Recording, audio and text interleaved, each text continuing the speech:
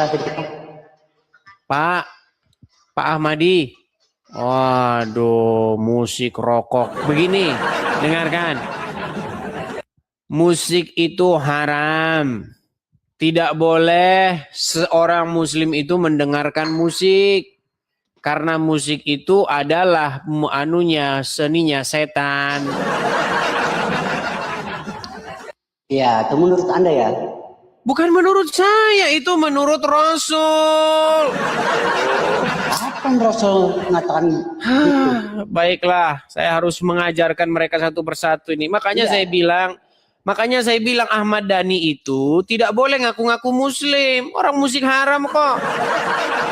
Musik haram. Bang Edis.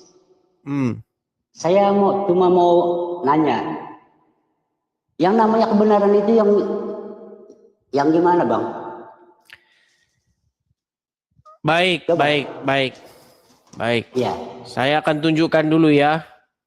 Sebentar, saya akan tunjukkan. Tenang teman-teman ya, kita pelan-pelan mengajarkan mereka tentang haramnya umat mendengarkan musik. Saya tanya masalah kebenaran, Bang. Iya, kita bahas ini dulu. Anda kan tidak tahu kebenaran, makanya jangan main musik. Bukan yang nggak tahu, cuma saya mau nanya. Oke, saya tampilkan dulu hadisnya. Sebentar, saya tampilkan dulu hadisnya ya. Saya perbesar. Perhatikan ya. Haramnya musik, perhatikan. Ada sebuah hadis ya. Demi Allah, dia tidak berdusta kepadaku. Dia telah mendengar Rasulullah Shallallahu Alaihi Wasallam bersabda. Apa katanya? Sungguh, benar-benar akan ada kalangan umatku sekelompok orang yang menghalalkan kemaluan. Maksudnya zina, sutra, khamr atau minuman keras dan alat-alat musik. Nah, dengar. Lihat nih. Musik, jangankan musiknya, alat musik. Jangankan musiknya, alat musiknya saja sudah diharamkan. Lihat nih. Dan beberapa kelompok orang-orang sungguh akan singgah di lereng sebuah gunung dengan binatang ternak mereka.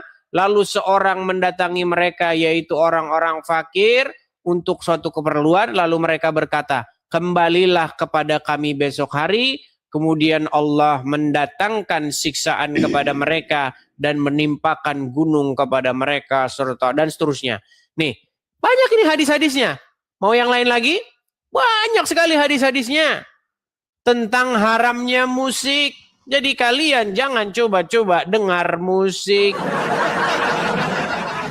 Haram. Terus Bang Edis sering nyanyi-nyanyi itu? Ya karena saya bukan pengikut Memangnya loh. Gini Bang. Di dalam Alkitab, di dalam Alkitab, pujilah Tuhan dengan gendang, kecapi, dengan rebana, dengan gendang, kupuji dengan kecapi. Oh. Nah. Iya, kalau kalian tidak boleh main-main musik. Haram. Bang minum dulu, Bang. Ya, minum dulu. Capek juga ya debat. Silakan. Gini Bang, maksud aku yang namanya kebenaran itu tentang surga, tentang kitab, tentang pokoknya kebenaran yang sejati itu yang gimana? Sedangkan kita nggak pernah lihat surga, nggak pernah lihat neraka, nggak pernah lihat setan. Justru dimana itu. Bukti nyatanya di mana? Baik. Begini ya. Pernah suatu waktu, ini pengalaman hidup saya. Saya itu senang berburu. Olahraga berburu, tahu menembak? Nah, saya senang. Suatu ketika di dalam perjalanan saya berburu itu, sampailah saya ke suatu pekuburan. Saya lihatlah kubur-kubur ini, duduk saya sebentar merenung. Semua manusia mati. Betul? Betul? Pada akhirnya, kebenaran, Bang. tenang, biarkannya dengarkan saya dulu, dengarkan. Dengarkan saya, dengarkan saya. Dengarkan saya. Semua orang mati. Dan gak ada yang bangun lagi. Gak ada. Dengarkan. Gak ada yang bangun lagi. Jadi kalau ada orang cerita, nanti di dalam kubur ada siksa kubur. Nanti di dalam kubur ditanyain, kitabmu apa? Itu Nanti juga bukan kebenaran, Pak. tenang dulu. Makanya biar saya kelarkan dulu. Tenang dulu. Ya. Lalu ditanya, apa agamamu? Begini. Semua cerita-cerita itu hanyalah cerita-cerita fantasi saja. Cerita-cerita dongeng, cerita-cerita yang tidak bisa kita percaya. Karena apa? Karena orang tersebut ternyata di dalam kubur terus. Dia nggak bangun, dia tidak bangun keluar dari kubur itu. Artinya cerita, tenang, saya belum selesai. Sabar, nanti saya ceritakan. Nah, ternyata Pak, semua tokoh-tokoh agama, semua orang-orang yang mengajarkan surga, neraka, semuanya segala macamnya, mereka tidur di dalam kubur. Hanya ada satu tokoh yang dia itu mengalahkan kematian. Maut tidak berkuasa atas dia. Tetapi orang-orang lain, mau dia siapa, mau dia Muhammad, mau dia siapa segala macam, penyebar agama ini, penyebar agama itu, pengajar agama ini yang mengajarkan surga dan neraka, mereka semuanya takluk kepada maut. Mereka tidak berkuasa atas maut tersebut. Tenang. Ada bukti terlihat. Saya selesaikan dulu. Ada bukti terlihat. Saya selesaikan dulu. Tenang. Iya. Makanya begini. Kebangkitan bukti yang Yesus. nyata, bukti terlihat itu yang jelas, Bang. Iya, makanya dengarkan saya dulu. Kalau saya sudah selesai bicara, nanti Anda akan ngerti. Dengarkan saya. Kebangkitan Yesus itulah yang menjadi dasar, yang menjadi satu bukti validasi bahwasanya kehidupan setelah kematian itu ada. Betul-betul ada. Kalau Yesus tidak bangkit, tenang. Kalau Yesus tidak bangkit, kalau Yesus masih di dalam kubur, maka saya tidak beda, saya serupa dengan agama kalian. Saya hanya mempercayai sesuatu yang tidak ada validasinya. Begitu. Makanya kebangkitan Yesus itulah yang menjadi dasar seseorang untuk percaya akan adanya kehidupan setelah kematian, akan adanya surga dan neraka, akan adanya hal-hal yang kosmik dan metafisika, tentang adanya kehidupan-kehidupan yang lain di luar dunia ini. Itu seandainya Yesus tidak bangkit, makanya di dalam 1 Korintus pasal yang ke-15, seandainya Yesus tidak bangkit, nggak usah lagi kita ngomongin agama. Ngapain kita ngomongin agama? Kalau tidak ada kebangkitan Yesus, lebih baik hari ini kita minum pesta pora, kita makan, karena besok kita akan mati. Makanya Kristen itu disegel dengan yang namanya kebangkitan Yesus. Begitu. Itulah yang menjadi dasar orang untuk percaya. Nah kalau Anda ngikutin orang yang di kuburan, silakan. Apa tanggapan Anda? Silakan. Sudah. Silakan. Yang abang ceritakan tadi kebenaran apa bukan? Aku nanya itu dulu. Ya jelas Tentang kebenaran. Yesus. Kebenaran. Nah, kalau memang kebenaran, apa abang pernah melihat Yesus bangkit? Abang sendiri. Baik. Kalau memang itu kebenaran. Baik. Mata sendiri, telinga sendiri, penciuman sendiri. Baik. Mantap. Pertanyaan yang bagus. Tetapi nanti kalau dibalikin kepada Anda, pertanyaan yang bagus tapi berawal dari logika yang salah. Begini. Apakah kebenaran itu adalah sesuatu yang betul-betul kita lihat dengan mata kepala kita sendiri, dengan kita dengar dengan telinga kita sendiri? Contoh, ada seorang hakim, dia memeriksa satu perkara pembunuhan misalnya. Polisi, jaksa membawakan bukti-bukti, begini dan begini dan begitu. Tapi tidak ada CCTV-nya, nggak ada kelihatan di situ bahwa dia melakukan pembunuhan. Bang, Tetapi tenang. Bang, itu cerita dunia, Bang. Ini cerita Tuhan. Tenang. Ini masih kita pakai sampai sekarang. Begini. Oke, gini aja dah. Begini saja. Biar Anda tahu. Sekarang saya tanya sama Anda. Menurut Anda, tenang dulu, tenang Anda. Tenang. Aku nanya belum dijawab. Saya kan menjawab pertanyaan Anda ini. Saya sedang menjawab pertanyaan Dan Anda. aku nanyanya gini, Bang. Apa abang Saya pernah melihat itu Yesus menjawab bangkit pertanyaan dengan Anda. mata sendiri? Jelaskan dulu. Saya jelaskan. Enggak, kan aku nanya itu. Baik, dia mau jawaban yang singkat-singkat.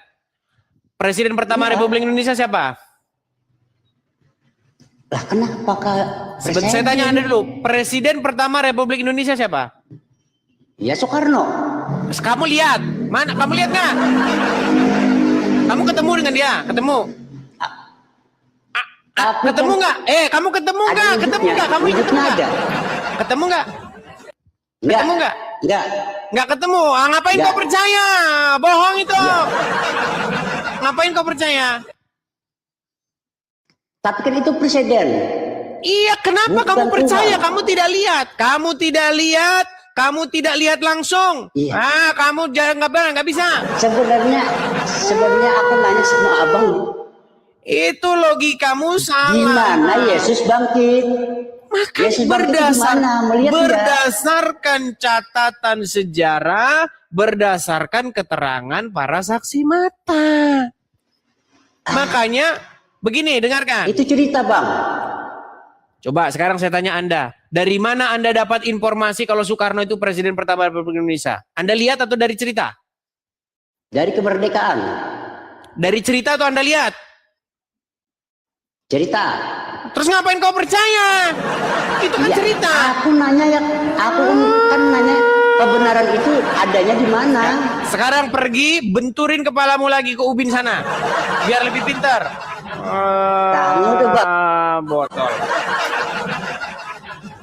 Begini loh teman-teman, ketika Anda tidak hidup di lokasi atau di tahun kejadian suatu peristiwa, itu bukan berarti maka Anda itu harus menafikan peristiwa itu terjadi. Kalau seperti itu, tutup semua pengadilan. Iya. Bayangkan, bagaimana hakim mau memutuskan satu peristiwa, satu putusan hukum. Orang dia nggak lihat kok. Kamu lihat Pak Hakim dengan mata kepalamu sendiri? Enggak. Kamu lihat? Kamu dengar sendiri? Kamu ada di tempat kejadian? Enggak. Ngapain kau? Manusia itu bukan hewan pengak, bukan kerbau.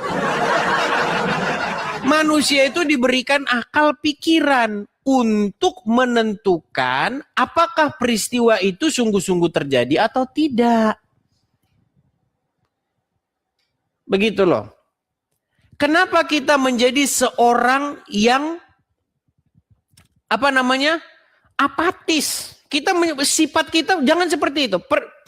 Ada satu kejadian ketika Tuhan Yesus bangkit. Dia tidak ditemukan lagi di kubur itu. Orang berpikir apa? Akal sehatnya berpikir apa? Coba baca Injil itu. Nggak ada orang yang berpikir Yesus bangkit pertama, nggak ada. Orang berpikir bahwa dicuri orang. Ya kan? Maria yang pertama kali datang ke situ mengatakan, dia pikirannya dicuri orang. Mayatnya dicuri orang. Dan murid-murid pertama seperti itu. Ada seorang murid yang bernama Thomas. Toma bahasa Ibraninya. Dia tidak percaya kalau Yesus bangkit. Sebelum saya sendiri menyucukkan tangan saya ini, jari saya ini ke bekas lambungnya, saya nggak akan percaya, kata dia. Karena dia nggak dia omong kosong. Mana ada orang udah mati kudu hidup lagi. Omong kosong, kata dia. Omong kosong itu.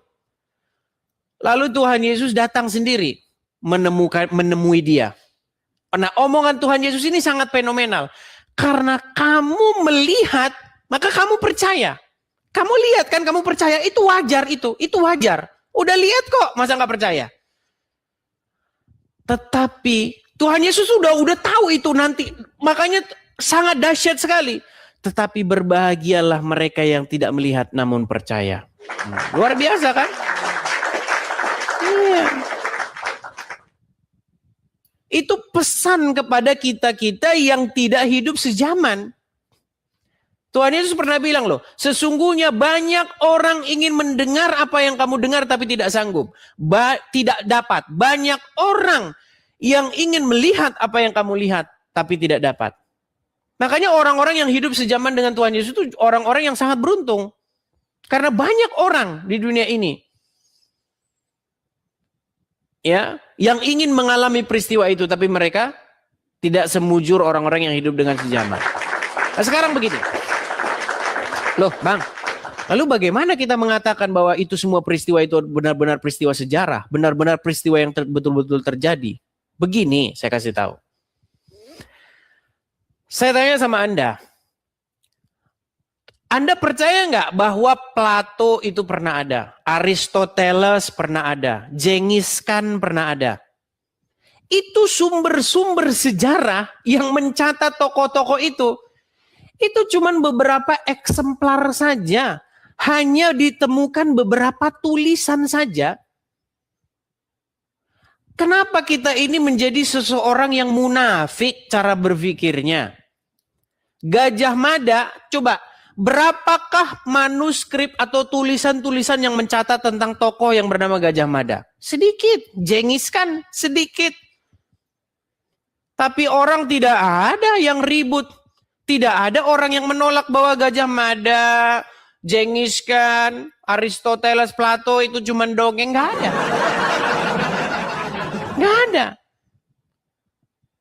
Tetapi dokumen-dokumen, manuskrip-manuskrip, naskah-naskah kuno yang mencatat apa yang terjadi kepada Yesus dan apa yang diucapkannya, itu bertumpuk-tumpuk. Kalau ditumpuk itu lebih tinggi dari Tugu Monas.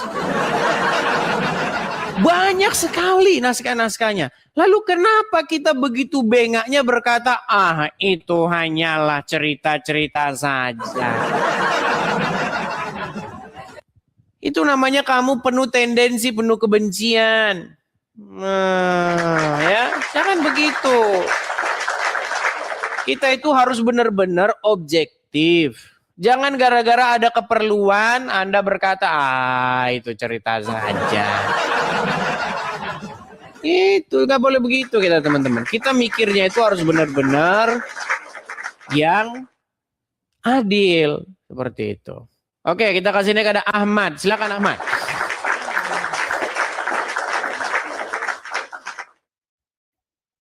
Ahmad.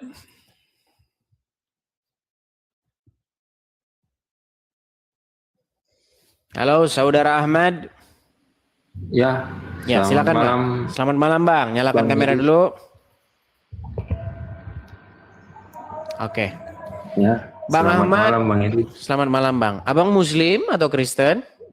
Muslim, Bang, Muslim. Muslim. Abang lagi kerja malam-malam? Enggak, Bang. Saya Abang di rumah, Bang. Abang di mana kok banyak ban di situ? Saya usaha ban, Bang. Bannya ditaruh di rumah? Iya, usaha saya ban, Bang. Oh, tapi bukan kerja malam ya, karena tidak sesuai dengan Quran. Orang Islam itu nggak boleh kerja malam, Bang. Makanya penjual nasi goreng, penjual bakmi, penjual bakwan, semua usaha yang dikerjakan oleh orang Islam malam hari itu melanggar Al-Quran.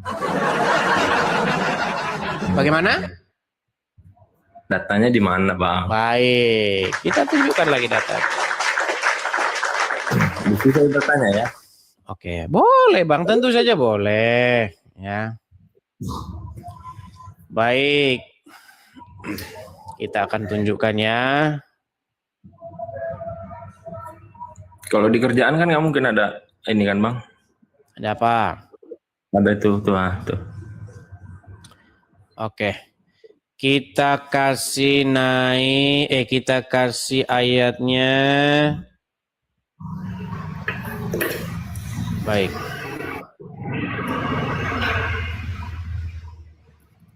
Saya balikan dulu ya Bang ya. Siap. Oke. Di dalam Quran surat Al-Qasas ayat 73, ayatnya bukan cuma satu Bang, tapi diulang-ulang ya, berkali-kali. Surat Al-Qasas ayat 73, Al-Quran ya Bang ya. Betul? Oke. Dan karena rahmatnya, dia jadikan untukmu malam dan siang. Oke?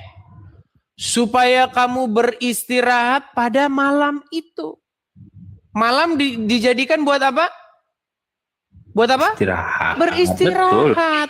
Betul. Dan supaya kamu mencari sebagian karunia-Nya, maksudnya bekerja pada siang hari. Agar kamu bersyukur kepadanya. Jadi siang Tapi di situ kan nggak ada kata larangan, Bang. Diciptakan malam. Oke, baik. Kita kasih ayat satu lagi. Tadi Bang bilang kan melarang kan, tapi di situ nggak ada kata melarang. Kita pelan-pelan. Baik. Berat kawan, berat. Berat mereka ini ya, berat. Baik. Kita kasih ayat yang lain Bang, bukan cuma satu ayat. Dan dialah yang menjadikan malam untukmu sebagai pakaian. Malam sebagai pakaian, maksudnya gimana? Dan tidur untuk beristirahat. Malam diciptakan untuk apa? Iya, nggak ada yang salah Bang. Untuk tidur, betul? Betul, nggak ada yang salah. Oke. Kemudian dia jadikan siang untuk cari nafkah, betul? Untuk bangkit berusaha. Untuk mencari nafkah, betul? Bangkit berusaha. Ya maksudnya kerja. Gimana sih? Iya, berarti menurut fitrahnya malam diciptakan untuk tidur, siang diciptakan untuk kerja, betul? Tetapi banyak orang muslim siangnya tidur, malamnya kerja. Betul? Makanya saya bilang itu melanggar sunnah Rasul. Tidak ada kata larangan, Bang.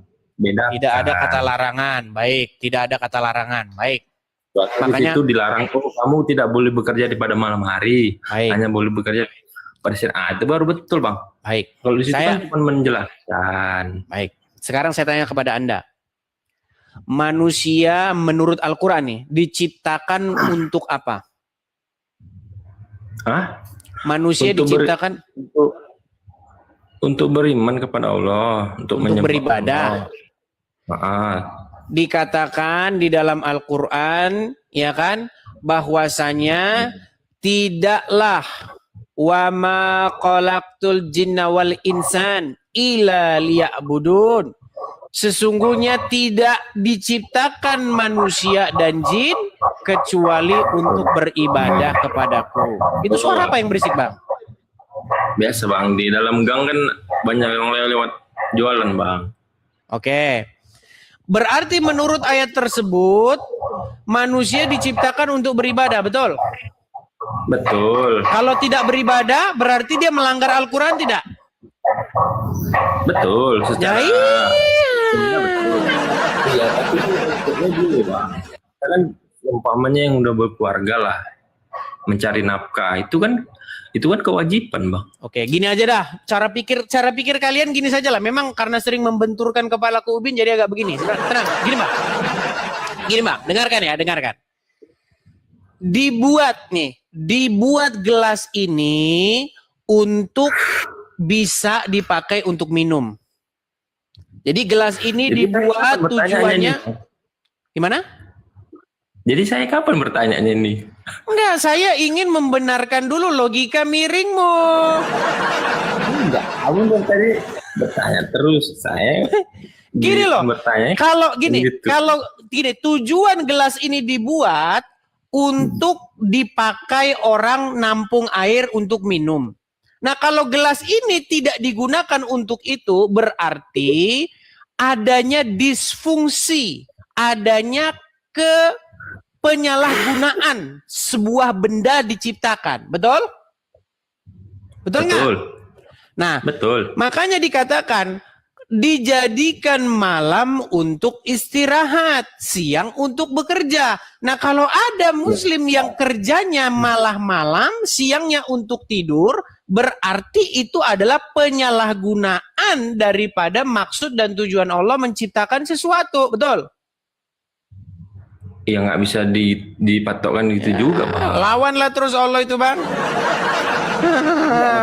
Berat ini. Tapi saya tahu apa sebabnya Anda melawan itu. Sebabnya adalah karena jikalau Anda betul-betul mengiyakan kan itu, nggak ada kata larangan loh, Bang. Kecuali di situ ada kata larangan. Oke. Di situ kan hanya menjelaskan. Oke, gini saja. Kalau misalnya dikatakan manusia untuk beribadah, kalau manusia tidak beribadah berarti melanggar nggak? Iya, tapi kan di situ kan tidak ada kata larangan harus bekerja. Bukan. Hari. Diciptakan manusia untuk beribadah. Lalu Betul. kalau manusia itu tidak beribadah, berarti dia Berarti melawan nggak? Lalai. Berarti manusianya yang lalai. Berarti melawan nggak? Iya, lalai maksudnya kan. Oke, kalau diciptakan malam untuk beristirahat, tetapi seseorang itu malah kerja di malam hari, berarti manusia itu melawan nggak? Oh enggak lah, situ kan nggak ada kata larangan untuk bekerja pada. Ya, lanjutkan dulu benturin kepala kubin, Bang. Ya ngapain kita lanjutin lagi? Berat. Tapi tahu nggak teman-teman, kenapa mereka bisa standar ganda begitu? Karena begini, karena kalau memang dia menggunakan akal sehatnya, kalau dia benar-benar mengikuti logika nalar yang betul-betul waras, dia akan mendapati bahwa memang agama itu merepotkan.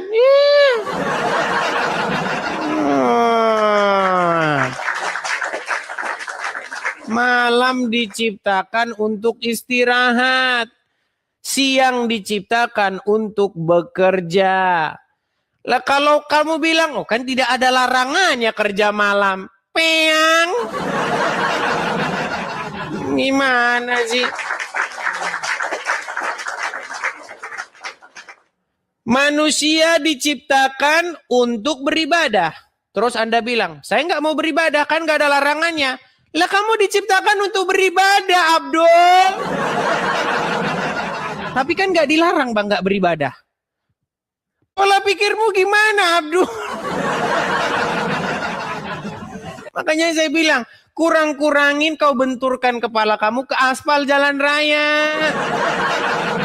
Aduh, bagaimana Anda mikirnya ini? Dan tiadalah mereka itu, melainkan adalah kaum-kaum yang nekat. Dan siapakah kaum-kaum yang nekat itu? Yaitu mereka yang sudah diberikan kepadanya dalil-dalil, tetapi mereka mengingkarinya.